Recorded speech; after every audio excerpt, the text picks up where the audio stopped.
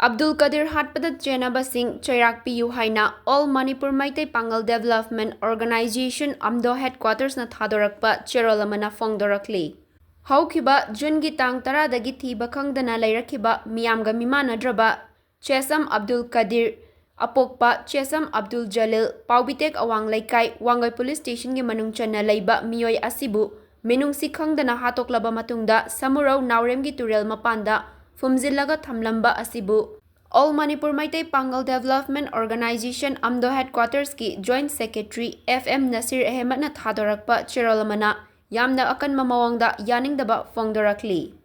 Miyamga Mimanadraba Chesam Abdul Kadirbu Huranbagi Mingtol Pisalaga Fuba Chaiba Tauraba Matungda Arambai Tengolgi Commander Longzam Khaba Hairiba Miyoi Asida Sinakraga Matam Kuina Thiba Fangdana Laklaba Matungda Asiba Haksang Oina Fangba Haibasi Yamna Ngakningai Oi Mamang Taki Thagdok Kayadasu Asigumna AT gi Kutta Miyoi Kaya Sikre Asigumba Thawang Singasina Ngasi Manipur Iramdam Asida Nungsi Chanana Laiminariba Maru Oina Maitai Amadi Maitai Pangal Anigi Marakta Nungsinada Nabagi Sinliba Chenariba AT gi Miyoi Khudingmak Maralgi Matik Chaba Cheirak Fanghanbiyu Asigumba Mihat Asigi Justice Fangnaba Hotnabada Arambai Tengolgi Luching Purel Nasu Pukchel Seng na Mihat Pasingbu Cheirak Pibada Amasung Asigumba Yamna Tamthiba Thodok Asi Matungda Thorak Tanaba Hotnafam Thoi Minority Oina Kundariba Mari Oiriba Maitai Pangal Community da Asigumba Thodok Asi Handaki Asina Ahanba Natte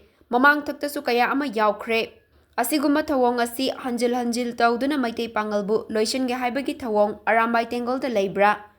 Inatki Amadi Manipurgi Achauba Thabak Tauramda Arambaina Laukiba Thaudang Aikhoizu Khangi Amadi Chauthokchei Aduga Arambaina Mari Oiriba Micham Hatpa Haiba Asidi Yamna Ikai Ningaini Arambai Tengolna Asigumba Thawong Asi Mathang Taurakpa Asina Maitai Pangal Asi Arambai gi Yeknabani Haina Tonganba Aronba Agenda Lairabra Haibagi Chingnadaba Ngamde Hairi Cheral Asida Makatana Hai